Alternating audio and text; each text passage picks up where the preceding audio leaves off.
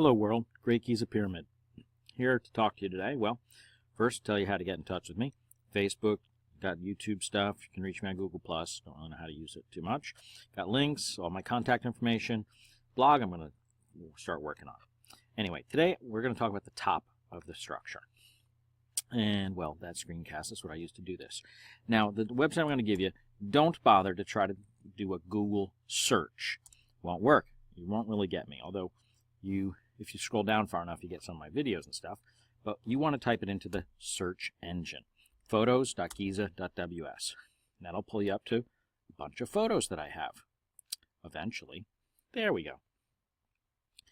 If you type the word top into here, or you can scroll down through it and look for these same pictures, but you'll find these images right here. Now these are the top of the Great Giza Pyramid.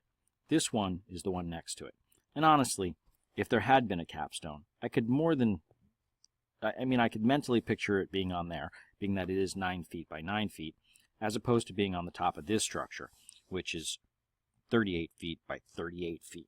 So that golden magic pyramidion would be huge. But that's a story for another day.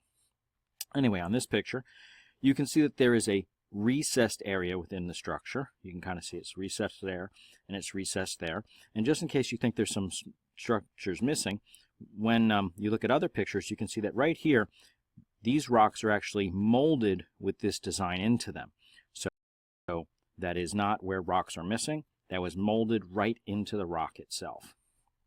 Now, to get some nicer pictures of this, if you hop onto YouTube, and I suggest if you don't already have me in your playlist, you just type Giza WS, pull up half a dozen of my videos, click on my channel name, and in the playlists, you can follow this at your own leisure, under, where are they? I guess I get more than you would. Oh, here we are, channel playlists. In here we have videos and photos, okay? So if we click on that, I think it's the 31st video down, right here.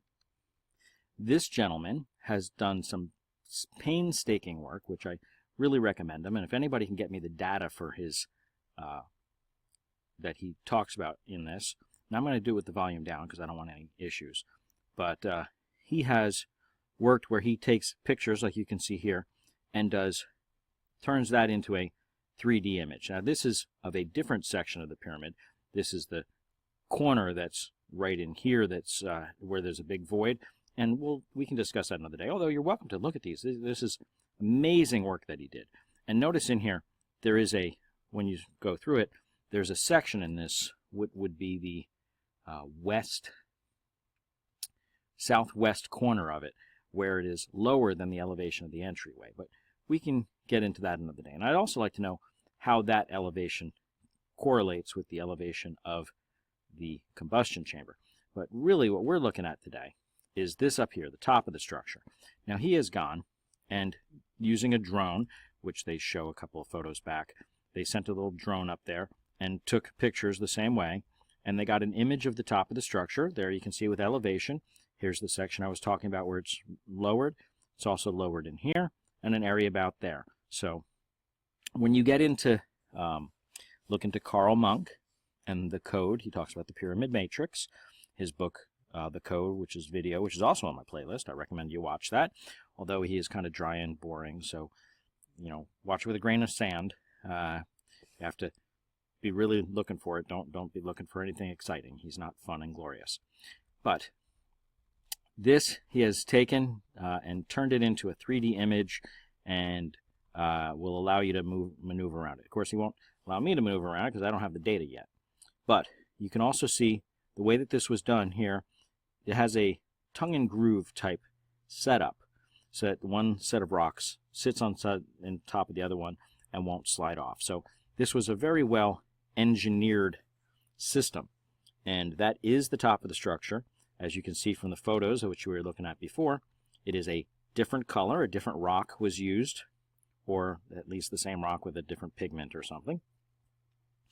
And it was engineered to be that way. There is no missing capstone. There never was a capstone. That is a red herring that they want you to chase around.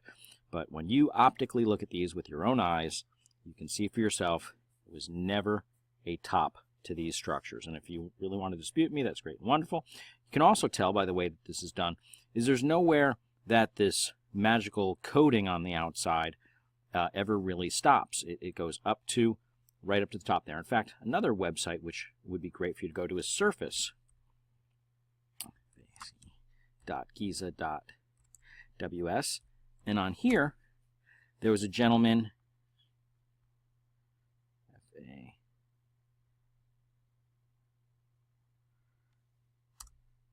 oh, there we go. There is a, it bounces you to this website where a gentleman back in the 1800s was kind enough to measure each and every elevation and deviation of each of the layers of the Giza pyramid. And you can easily see there's a sweeping pattern to them, which would coax the static electricity, which would be quarantined to the top of the structure because of this large gap right here, this barrier that the static electricity can't hold, which kind of makes the, or can't jump. And any that does, well, that's the level, when the structure becomes saturated. And this would act kind of like the surface of a balloon that you rubbed against your head or anything else to retain the static electricity, kind of like the surface of a Van de Graaff generator, while the inside of the structure uses it. But that's a whole nother video. I urge you to take a look at this stuff for yourself. You can see that I'm not making it up. Somebody else did it. And in fact, ironically enough, this gentleman here that we were just looking at his video, he did the same thing with his little drone. They did fly their little drone and map the surface. And that would be one that would even be better than just the deviations of the elevation that the one map that I just showed you represented. On his, he did a, I'm hoping, all the sides. In fact, it would be great if someday we get somebody up there that really does a 3D map of every single surface of all of these pyramids so that we can actually reprint it and set it up and prove that it itself, just the surface, there's the drone I was talking about, just the surface of the structure has function.